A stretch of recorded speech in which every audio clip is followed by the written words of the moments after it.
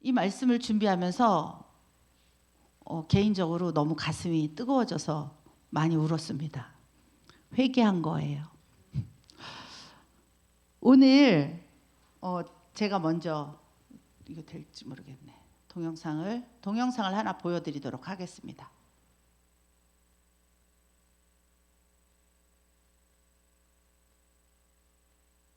나샘 집사님이라면 일찍 와서 계속 맞춰봤는데 어떡하면 좋죠? 소리가 근데 안 나온다고 합니다. 네, 상상하시면서 보시기 바랍니다. 사자예요. 사자가 지금 먹이를 찾고 있어요. 사냥의 승패는 먹잇감이 얼마나 가까이 접근할 수 있느냐에 따라 결정된다. 그리고 이 사자가 그 먹이를 향해서 달려가는데 저것 좀 보세요. 들키다가 엎드려서 기어가고 그리고 그 먹이를 추격하고 있는 사자예요.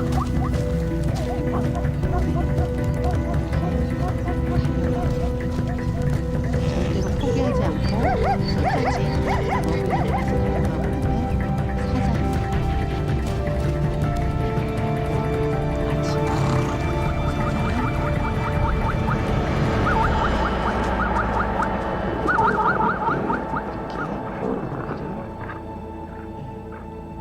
잡게 되었습니다. 여러분, 사자는 아주 강하고 그리고 빠르고 그리고 사나운 맹수입니다. 그런데 오늘날 우리 교회 안에도 아주 강하고 사나운 맹수와 같은 적이 있어요. 바로 사단의 세력입니다. 베드로전서 5장 8절에 보면 근신하라 깨어라 너희 대적 마귀가 우는 사자와 같이 두루 다니며 삼킬 자를 찾나니 라고 말씀하고 있습니다. 오늘은 사단이 교회를 공격하는 방법에 대해서 한번 어떤 방법들이 있는지 한번 찾아보도록 하겠습니다. 오늘 본문에 등장하고 있는 에베소 교회는 바울이 2차 전도 여행 때 잠시 들렸다가 간 곳입니다. 그런데 바울이 3차 전도 여행을 하면서 다시 이 에베소 교회에 와서 정말 헌신적으로 사역했던 그런 유일한 교회입니다. 소아시아의 7교회 중에서 가장 첫 번째 교회로 에베소 교회가 나타나는데요. 나중에는 이 에베소 교회에서 바울의 뒤를 이어서 아볼로, 디모데, 브리스길라와 아굴라 그리고 사도 요한까지도 사역했던 그런 도시가 바로 에베소입니다. 제가 제자훈련을 받을 때 담임 목사님께서 소아시아의 이런 7교회는 외우고 있어야 된다. 이거 모르고 있으면 안 된다. 이렇게 해가지고 이걸 외우게 하셨어요. 그래서 이게 첫 번째 보면 에베소, 두 번째는 여러분 보이시나요? 서머나, 그 다음에 버가모, 그 다음에 두아디라. 그래서 이 목사님이 외우기 쉽게 에버사두 사빌라 이렇게 외우게 하셨어요. 그래서 이 소아시아 7교회를 아직도 그 첫 글자가 머릿속에서 뱅뱅 돌고 있었습니다. 에베소는요, 욕망과 소망이라는 뜻이라고 합니다. 이 도시는 터키, 지명이 지금은 튀르키예로 바뀌었어요. 그곳에 지중해 여안의 항구에 위치하고 있습니다. 사도행전 19장 8절에 보면 에베소를 다시 찾은 바울이 석 달 동안 회당에 들어가서 담대히 하나님 나라에 관하여 강론하며 권면하되라고 되어 있는데, 즉 어떻게 했다는 거예요? 사람들을 모아서 성경 공부를 시켰다는 것입니다. 19장 10절을 보면 2해 동안 이같이 하니 아시아에 사는 유대인이나 헬라인이나 다 주의 말씀을 듣더라. 이 말은 바울이 이렇게 성경 공부를 시키고 복음을 전했더니 많은 사람들이 예수님을 믿게 되었다는 것입니다. 23절에 그때쯤 되어 이 도로 말미암아 적지 않은 소동이 있었으니 이 도는 바울이 전한 복음을 말하는 것입니다. 바울이 전한 이 복음으로 말미암아 소동이 일어났는데 이 소동이 큰 폭동으로 이어졌다는 것입니다. 바울은 자신이 전한 그 복음으로 인하여 그 에베소 사람들이 죄와 우상을 떠나서 하나님께로 돌아오는 것을 보았을 때 정말 너무 기뻤을 거예요. 이거는 전도를 해본 사람만 알아. 아마 바울의 심장이 아마 굉장히 두근거리고 설렜을 거예요. 그런데 사단은 그렇지 않았어요. 사단은 에베소의 많은 사람들이 예수님을 믿는 것을 보고 어떻게 했어요? 바울과 교회를 공격하기 시작했어요. 교회를 향한 사단의 공격, 그 첫 번째는 바로 박해입니다. 24절 더메드리오라고 하는 어떤 은장색이 은으로 아데미의 신상 모형을 만들어 직공들에게 적지 않은 벌이를 하게 하더니, 당시 아데미 신전은요, 세계 7대 불가사의 중 하나의 신전이었습니다. 지금은 사라지고 없지만 당시 이 신전은 그리스 아테네의 파르테논 신전, 제가 인터넷에서 봤더니 이게 그리스 아테네의 파르테논 신전인데, 이것도 나중에 전쟁으로 인해서 지금 이 신전도 지금은 사라지고 없다고 합니다. 그런데 이 신전의 크기가, 바닥의 크기는 69.5 곱하기 30.9m이고 또 지하실은 길이가 29.8m, 너비가 19.2m라고 합니다. 이게 이 파르테논 선전이. 근데 이거의 4배가 되는 것이 바로 아데미 신전이라고 합니다. 당시 5월이 되면 아데미 여신을 숭배하기 위한 축제가 열리는데, 로마의 식민지로 살았던 그 아시아권의 모든 나라의 사람들이 이곳에 모여들었다고 합니다. 그들은 이렇게 12개의 유방이 달린 이 아데미, 그 여신이 건강과 풍요를 주는 여신이라고 믿었어요. 그리고 다산과 그리고 물질적 풍요를 가져다 준다고 믿었던 거예요. 그러다 보니까 아데미를 숭배하기 위해 모여든 사람들을 대상으로 해서 상인들이 기념품을 만들어서 팔았는데, 바로 이것을 은으로 조형물을 만들어서 팔았던 거예요. 그런데 사람들이 이게 뭐예요? 건강과 부를 상징하고 다산을 아기를 많이 낳게 해주고 경제적으로 풍요롭게 해준다는 그 이유 때문에 그 아데미 저 모양을 자기 가족의 숫자대로 그 조형물을 사갔다고 합니다. 뿐만 아니라 그 납골당에 안치하듯이 자기 벽에 구멍을 뚫어가지고 그곳에 안치해 두거나, 그걸 2-3개씩 집안에 분향소를 차리듯이 제단을 만들어가지고 아침 저녁으로 저 아데미 신상에다가 빌었다고 합니다. 그러니까 아데미 신상과 연관된 기념품을 파는 일은 그 당시에 엄청난 사업이고 대단한 돈벌이였던 것입니다. 그런데 26절에 보니까 바울이 나타나서 그랬던 거예요. 여러분, 사람의 손으로 만들어진 아데미 신상은 금속이나 돌덩이에 불과하고 그것은 신이 아닙니다. 오직 살아계신 하나님만이 유일한 참신이시며 그분의 아들 예수 그리스도를 통해서만 우리는 구원받을 수 있습니다 라며 복음을 선포했습니다. 이로 인해 아데미를 숭배했던 많은 에베소 사람들이 우상을 섬기던 그 눈이 가려졌던 그 어둠에서 눈을 뜨게 된 것입니다. 아데미 신전 때문에 먹고 사는 사람들에게 바울의 그러한 선포는 절대로 용납될 수 없었던 일이었습니다. 바울의 복음 전파는 당시 아데미 신전을 중심으로 살아가던 에베소 사람들에게는 생업과 자존심의 근거를 뿌리채 흔들어 놓는 중대한 위협이고 도전이었다고 합니다. 그래서 사단이 그 우상을 만들어 파는 그 우상 제조업자, 오늘 이 말씀에 나오는 더메드리오를 사용하는 거예요. 더메드리오는 요즘 말로 하면 그 상인들의 그 조합장, 그런 사람이었어요. 그 사람이 이 상인들을 선동하는 거예요. 뭐라고? 이제 더 이상 에베소의 그 아데미 우상을 사지 않는데, 그 사지 않는 이유는 바울이라는 사람이 복음을 전해서 그들이 예수님을 믿게 되었기 때문에 더 이상 그들이 아데미의 우상을 사지 않게 되었다고 말한 것이었어요. 이 일로 인해서 바울을 제거하고자 에베소 전체가 들썩일 정도로 큰 소동이 일어나게 되었던 것입니다. 이렇게 사단은 복음을 전하지 못하도록 공격했지만 복음 전파는 멈춰지지 않았어요. 29절에 보면 바울과 함께 전도하던 동역자 마게도냐 사람 가이오와 아리스다고를 붙잡아서 연극장으로 끌고 갔다고 합니다. 여러분, 복음이 전해지는 곳에는 박해와 핍박이 있을 수밖에 없습니다. 왜 그럴까요?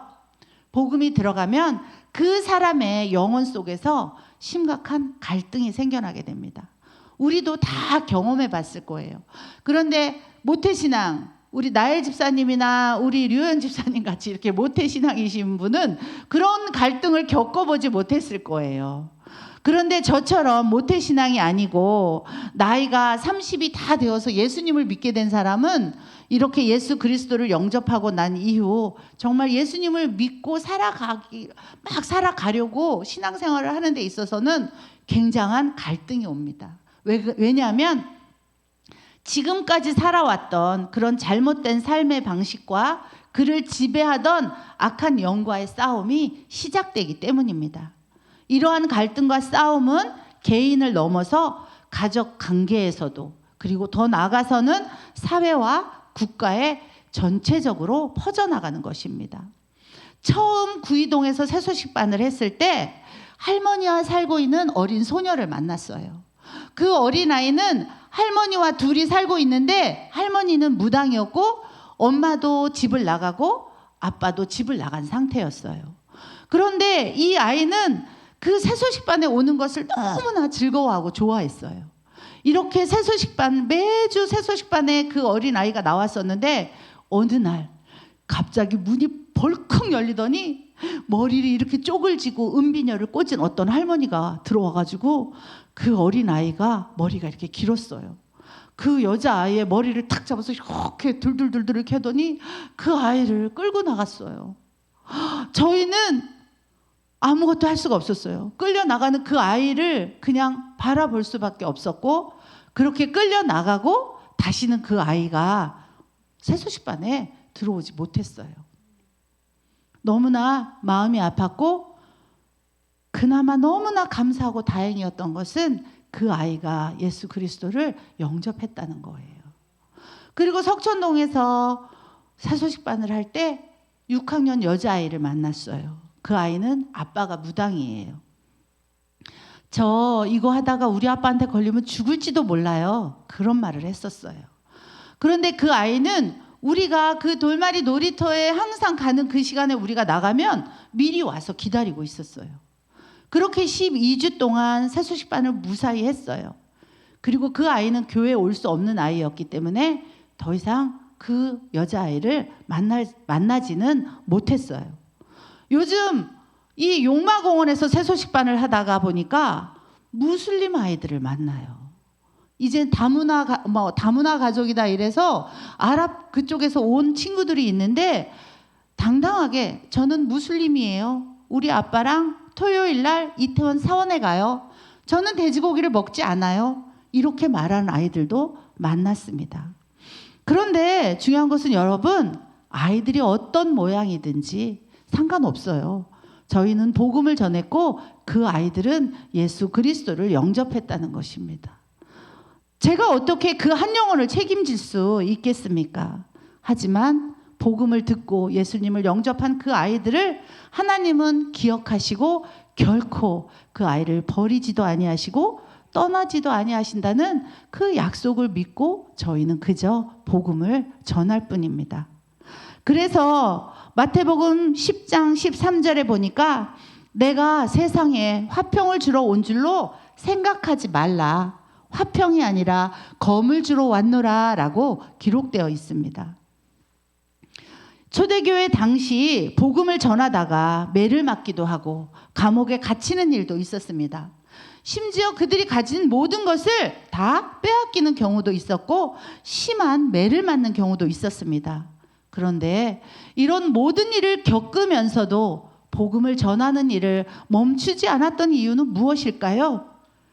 그것은 사단의 권세보다 우리 예수님의 권세가, 우리 예수님이 훨씬 더 강하다는 것을 믿기 때문입니다.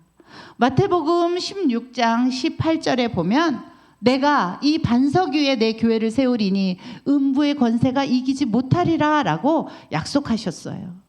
이미 예수님은 하나님의 교회를 그 어떤 것도 음부의 권세도 절대로 무너뜨릴 수 없다는 약속을 해주셨어요.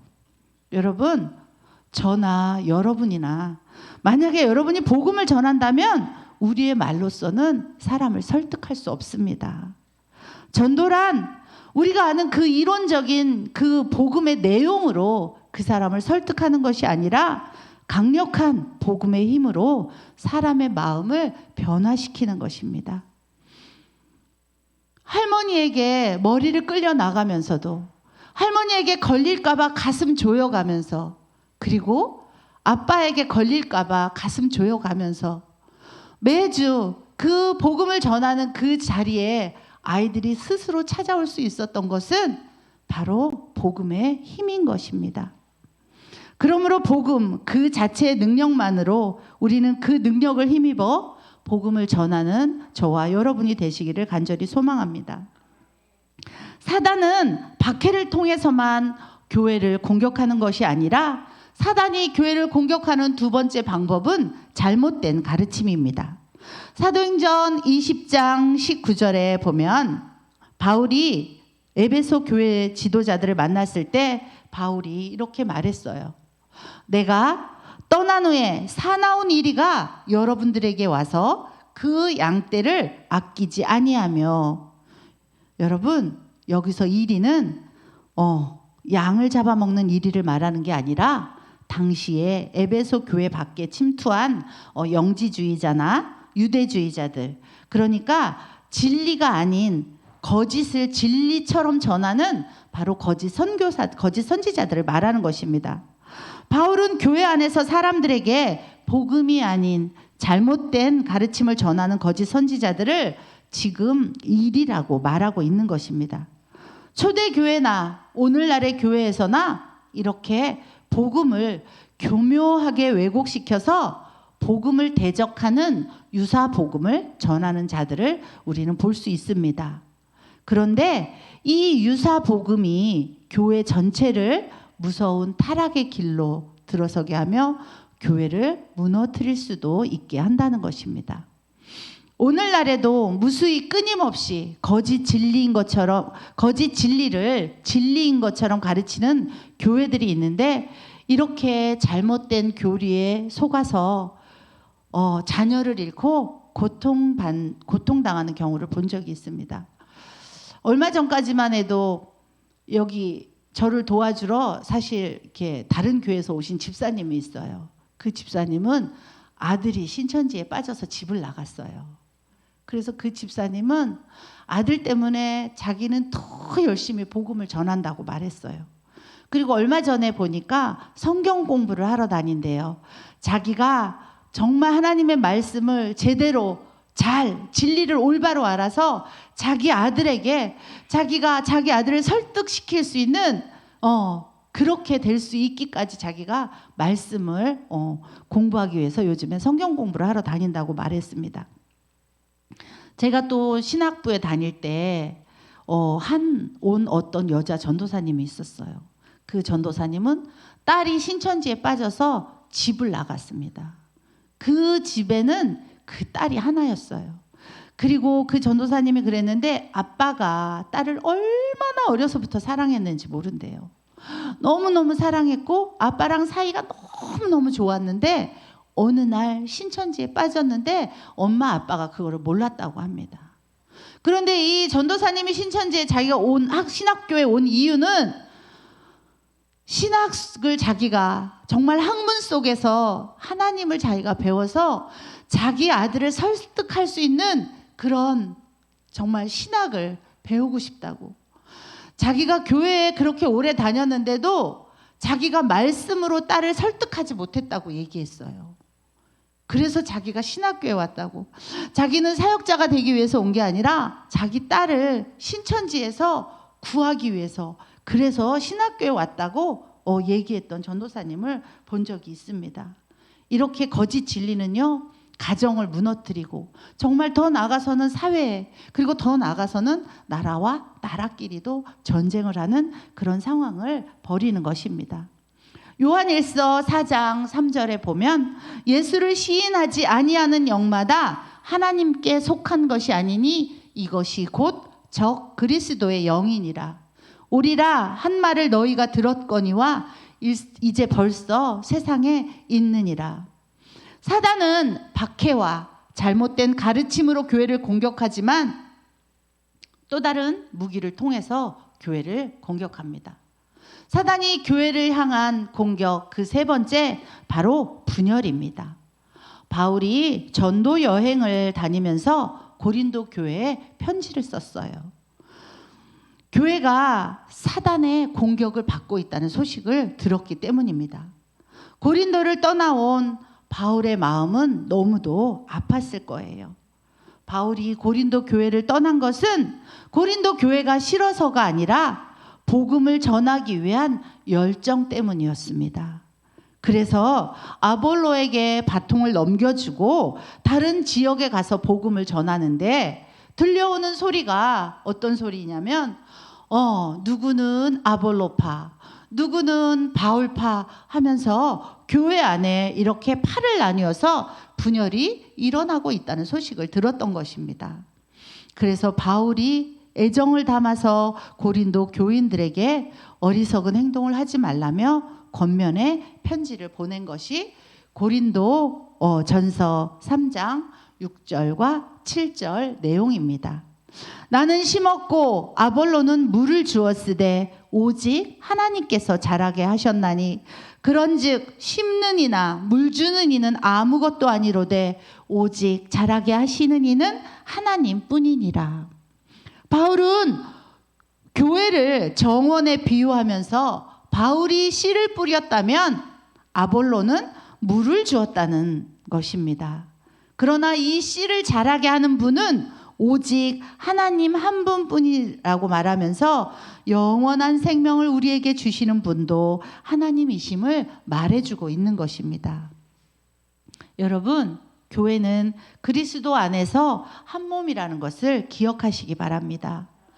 에베소서 4장 16절에 보면 그에게서 온 몸이 각 마디를 통하여 도움을 받음으로 연결되고 결합되어 각 지체의 분량대로 역사하여 그 몸을 자라게 하며 사랑 안에서 스스로 세우느니라. 여러분, 손이 발의 역할을 하려고 하고 다리가 눈의 역할을 하려고 한다면 온전한 지체로 연합되어질 수 없습니다. 다른 지체를 인정하고 서로 협력하여 선을 이루어 나갈 때 하나님이 기뻐하시는 한 몸을 이루는 교회로, 건강한 교회로 세워지게 되는 것입니다. 하나님은 성도마다 각각 다른 은사를 주셨습니다. 하나님이 우리에게 원하시는 것은 주신 은사 안에서 자기의 사명에 충성을 다하는 것입니다. 사단은 고린도 교회 성도들이 서로 하나가 되지 못하도록 팔을 나누어 싸움을 하게 함으로써 분열이라는 무기를 사용해서 교회를 공격했던 것입니다. 교회 안에서 그리스도인들이 한 몸으로 서로 연합하지 않는다면 사단은 분열이라는 무기를 사용해서 교회를 공격하게 될 것입니다. 그렇다면 교회 안에 그리스도인 된 우리는 어떻게 이런 사단의 공격을 막을 수 있을까요? 그것은 우리가 진리 안에 바로 서야 하는 것입니다. 먼저 교회 안에서 조화를 이루어야 하는데 인간의 몸이 서로 조화를 이루듯이 예수님의 몸된 교회 안에서 우리는 서로 조화롭게 협력하여 일할 수 있어야 하는 것입니다. 제가 예전에 있던 교회에서도 분열이 일어나는 것을 보았습니다. 그런데 이 분열은 어떤 이유에서든지 사단이 정말 무기로 사용하는 것을 볼 수 있습니다. 그래서 우리가 정말 이 사단의 공격에 우리가 예민하게 반응해야 하는데 그 방법은 우리가 깨어서 기도하는 것입니다. 여러분, 우리는 때로는 죄를 짓기도 하고 잘못된 행동을 할 때도 있습니다. 그렇지만 설사 그렇다 하더라도 우리가 주님의 몸된 교회 안에서 예배드리고 하나님을 찬양하며 말씀을 들어야 하는 것입니다. 그리고 사단의 공격에 넘어지지 않도록 정말 하나님께 우리가 영적인 분별력을 구하고 깨어서 교회를 위해서 기도해야 하는 것입니다. 지금까지 교회에 속한 그리스도인들을 공격하는 사단의 방법 3가지를 알아보았습니다. 어떤 것들이 있었나요? 첫 번째, 교회를 공격하는 사단의 첫 번째 방법은 바로 박해입니다. 그래서 우리가 누구에게든지 복음을 전할 때, 우리가 누구에게든지 예수 그리스도가 구원자 되심을 말해줄 때 우리는 공격받을 수 있어요. 고난이 올 수도 있고 정말 핍박을 받을 수도 있고, 저는 소금도 맞아봤어요. 소금. 뭐 눈에도 막 들어가고, 여기 나중에 집에 가면 이 머리카락 속에 박혀 있어요. 소금은. 그런데 여러분, 저는 굉장히 감사했어요. 좀 파출소에도 끌려가 봤어요. 그런데 하나님의 은혜로 아우 좋은 일 하시는데 신고가 들어왔네요. 이렇게 해서 나왔던 적도 있고요. 3일 클럽 3박 4일 복음을 전하는 3박 4일 그 전도 폭발 훈련 말고 그 전도협회에서 하는 3일 클럽이라는 게 있어요. 이거는 정말 좀 새벽부터 저녁 늦게까지 훈련을 받는 건데 굉장히 열정적인 어떤 한 권사님이 있었어요. 그 권사님이 잊을 수가 없어요. 따귀를 맞았어요. 따귀를, 뺨을 맞았어요. 옆에 있는 저희가 정말 막 좀 난감하고 막 그랬는데 그 권사님 조금도 안색이 변하지 않았어요. 그걸 보면서 만약에 내가 뺨을 맞았으면 어땠을까? 저는 뭐 울든지 화가 나서 내 억울함을 호소하든지 그렇게 하지 않았을까? 그러면서 하나님은 정말 참 나보다 나를 더 잘 아셔서 나에게 저런 시련을 주시지 않았구나 이런 생각도 했었습니다. 여러분, 우린 복음을 전하다 보면 핍박을 당하고 박해를 받는 것은 어쩌면 당연한 일로 여겨야 합니다. 그리고 왜 그게 당연한 일일까요? 사단이 싫어하니까. 사단이 싫어하는 일을 우리는 할 수밖에 없잖아요. 절대로 우리는 그 일을 포기할 수 없잖아요. 자, 사단이 교회를 공격하는 방법 첫 번째는 바로 박해입니다. 자, 두 번째는 뭐예요? 거짓 가르침. 잘못된 가르침을 통해서 교회 안에도 오늘날에는 교회 안에 뭐 신천지나 이런 사람들이 투입되어서 거짓 진리로 잘못된 가르침을 가지고 성경 공부를 해서 미혹하는, 그래서 성도를 끌어가는 경우를 우리는 볼 수가 있습니다. 자, 세 번째, 사단이 교회를 공격하는 세 번째 방법은 뭐라고요? 바로 분열입니다. 분열의 영은 정말 무서워요. 분열의 영은 제가 당해봐서 아는데 굉장히 자존심이 상합니다. 그래서 자존심이 상해서 그 상황을 벗어나고 싶고 거기를 떠나고 싶고 막 그렇습니다.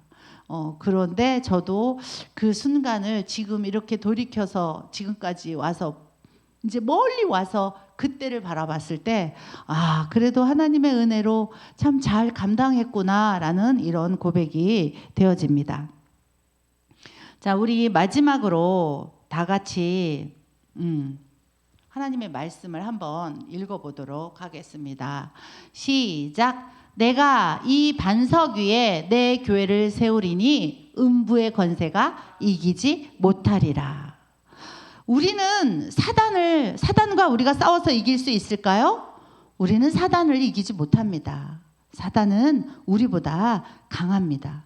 그런데 이미 우리가 사단을 이길 수 있도록 다 준비시켜 주셨어요.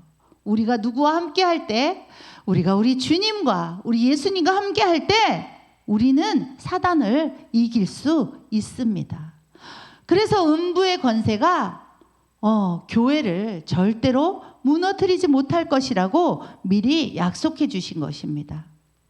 또한 예수님은 우리가 교회 안에 그리스도인들과 함께 협력하여 선을 이루어 나갈 때 기뻐하십니다. 예수님은 사단의 권세가 교회를 이기지 못할 것이라고 미리 약속해 주시면서 우리가 늘 예수님을 믿는 믿음으로 강건하고 담대해지기를 원하고 계십니다. 교회는 사단의 문을 부술 수 있는 위대한 군사와 같습니다. 우리의 대장 되시는 예수님과 함께 있을 때 예수님이 대신 완전한 승리를 보여주실 것입니다. 여러분도 우리의 대장 되시는 예수님을 믿고 담대함으로 복음을 전파하는 것을 두려워하지 마시고 앞으로 나가시기 바랍니다. 기도하겠습니다. 하나님 감사합니다. 그렇습니다. 주님이 함께 해주시지 않는다면 우리는 결코 살아갈 수 없는 존재임을 고백합니다. 우리의 힘이 되시고 능력이 되시는 하나님을 바라보며 남은 한 주간도 승리할 수 있도록 은혜를 베풀어 주시옵소서. 감사드리며 예수님의 이름으로 기도합니다. 아멘.